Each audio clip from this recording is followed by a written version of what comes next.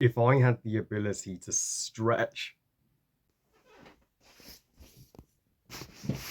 turn invisible, now you see me, now you don't, get flames, flame on, or be made of a solid rock with super strength. It's clobbering time. I would be freaking ecstatic. I don't know about you.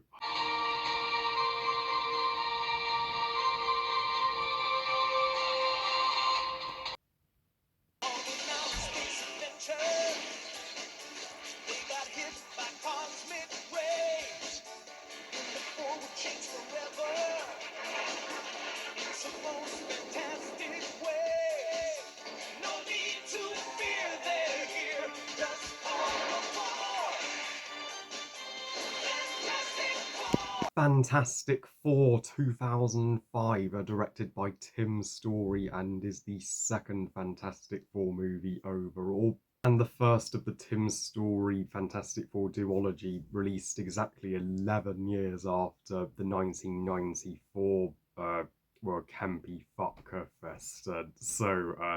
Fantastic Four 2005 tells the straightforward origin story of one of Marvel's most well-known superhero teams.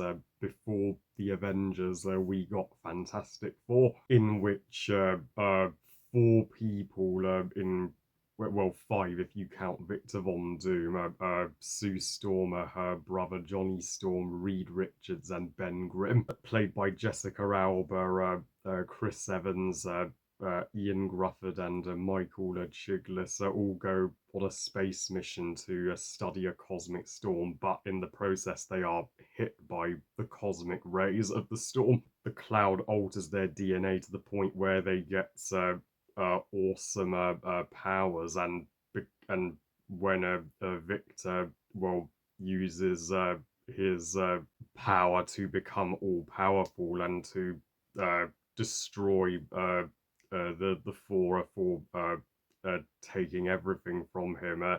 The R four become the Fantastic Four and need to accept and embrace who they are, and that their life has changed, maybe not for the worse, but for the better. Now, I'm reviewing the three Fantastic Four movies I've yet to cover on my channel as build up to my review of a Fantastic Four First Step. So this July, that's the first Fantastic Four movie to not just be titled Fantastic Four, but this was my introduction to the Fantastic Four, and this and the original 1994 cartoon I grew up with. Me and my sister were very lucky to see this movie at the cinema, as it was rated PG, so we were just the right age for it back in summer 2005, and at the time we loved the heck out of it. Even though on its initial release it was trashed by the critics, who call Empire magazine even calling it a fantastic bore. But I say the critics took the hate for this movie to the extreme, and exaggerated how bad it is, because in all honesty, uh, in my humble opinion, Fantastic Four 2005 is not that bad. It's still to this day the only decent Fantastic Four movie that we've ever gotten, and I I still have fun with it. And is it as fantastic as it wants to be and could have been? No, it didn't get everything perfect, but it at least got some things very right, and it is a freaking masterpiece in comparison to its shitty 2015 reboot. After Fantastic, everybody began to like this movie a lot more. It is deservedly still the best received Fantastic Four movie critically, as well as the highest grossing Fantastic Four film of the four that we have. though Fantastic Four First Steps is likely to outgross it. And Tim's story, I've got to hand it to him. He did a serviceable job in the director's chair. He at least tried, and he did nail mostly the look and tone of the Fantastic Four comics. This movie is campy, sure, but it's not over the top campy like the 1994 one, and it's not overly dark and gritty like Fant Four Stick. No, it gets the tone and balance just right, and the casting is on point across the board. These are the best versions, the best movie versions of the Fantastic Four ever. Jessica Alba as a Sue Storm. I couldn't care less what the naysayers say about her. I will defend her till the end. She is my favourite Sue Storm. She and Ben Grimm are my favourite characters in this movie, as she is, well, like the mother of the group. She's the real peacekeeper who stops, Ben and Johnny from killing one another. And not everybody listens to Reed, even though Reed is right a lot of the time. So she does stick up for Reed. So even though the romance is not a is not a central part of this movie, you still buy that her and Reed would be a couple. She's also the hottest Sue Storm that we've ever gotten, and one of the hottest characters in any Marvel movie, and also Chris Evans as Johnny Storm. Yes, this was his introduction to Marvel before he was Steve Rogers, and he nails the hothead that Johnny is, and the real sleaze and ladies man that Johnny is. How Johnny just flirts with every single girl that he meets when he's like, ladies call me Torch, and and he's the one that embraces his powers and loves them. And so the other team trying to cure their powers should really take after him. And Ian Grufford as Reed Richards, uh, he does a spot on American voice for a Welsh actor, and yes, Reed is the strictest and most sensible of the group, but he uh, he also never fails to gets a badass when he needs to. He's not a stick in the mud. Oh, but the movie especially makes you empathize strongly with Ben Grimm, the film's most sympathetic character, because he's the one that's the Cosmic Storm had the most negative impact on. How, because he sees his rock orange rock-like appearance as a deformity, and thinks he's become a monster to even Debbie, his wife, as she doesn't recognize him anymore and is terrified of him. So she drops the ring on the ground and leaves him forever. You can feel like Ben's heart was ripped out in that moment. I mean, and when he says to Sue, Susie, look at me, you have no idea what I'd give to be invisible. That is the most poetic and powerful line in the film. Even though I do wish that we had more closure with him and Debbie, because Debbie just leaves him and we never see or hear from her again. We don't even see her at all in the sequel.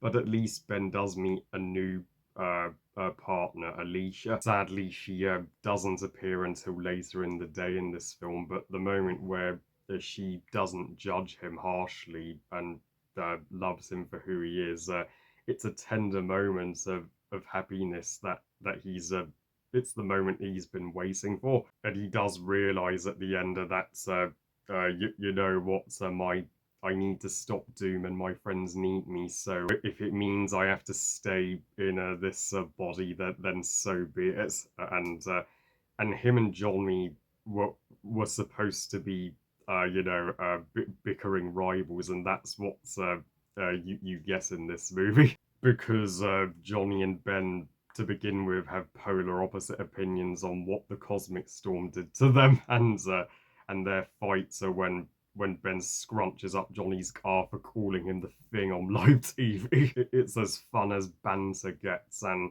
uh, you unlike the other Fantastic Four movie incarnations, this team have chemistry and they feel like a family. They fight, but will risk their lives for one another at the same time. And uh, yeah, uh, and the uh, action and CGI and the look of this film, by 2005 standards, it does mostly hold up, even though some shots of Reader stretching, do look out of date 20 years later. Uh, the prosthetics on Ben, they are top notch and look so much better than the ones on the Thing in the 1994 version. And I appreciate them for not just CGIing Ben here.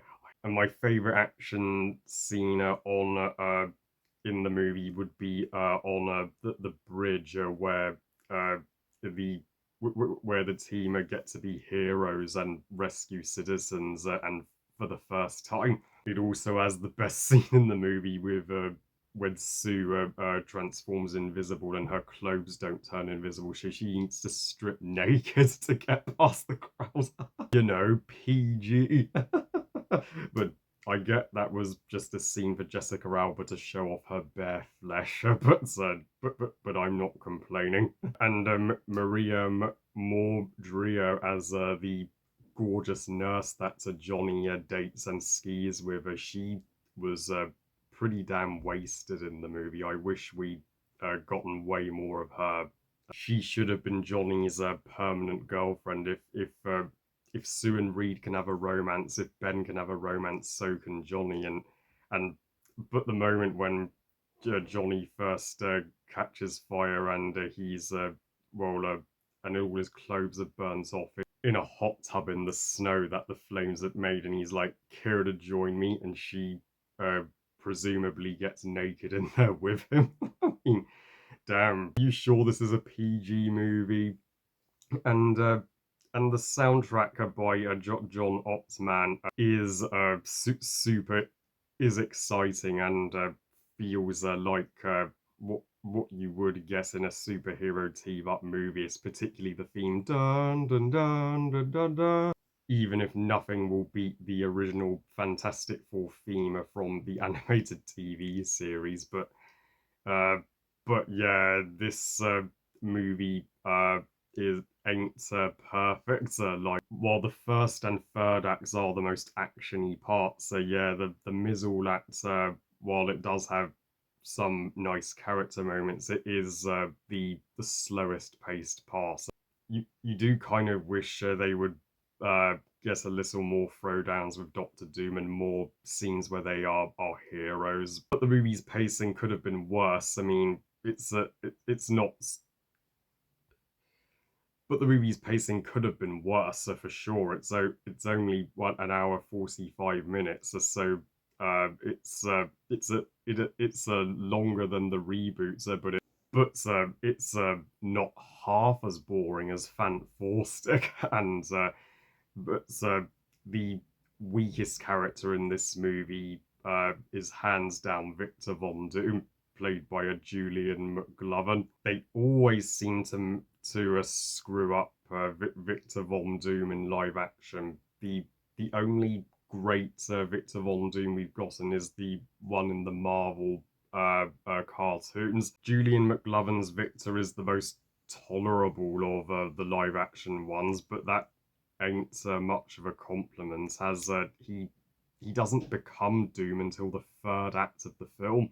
Him having the hots for Sue just because she works for him feels extremely forced. You don't need a love triangle between him and Sue because you know she's gonna pick Reese, and we only get one fight at the end between the Fantastic Four and him, but which is disappointing. So I do think the film could have better it established his motivation for wanting to take out the Fantastic Four, because he goes from working with them to hating them way too soon.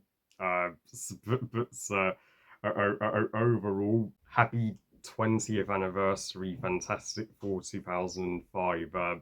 And this is not only one of the better Marvel movies from the 2000s, but I think the haters should cut it some slack. I think it's kind of underrated and the only good Fantastic Four movie that we've received. I give Fantastic Four 2005 3 stars out of 5. Good movie. So yeah, this is the most positive and kindest Fantastic Four review that I will do in my Fantastic Four marathon. Oh boy, wish the same could be said about the sequel. Well, I love you guys. Thank you for watching. I hope you guys enjoyed this review. And what are your thoughts on Fantastic Four 2005? Are you with me that it's the best of the bunch? Please comment and let me know. Please like this video and subscribe. Please follow us and on Instagram. And I'll see you next time when I talk about Rise of the Sloppy Surfer. Ah, and remember, movies are us. Bye, guys.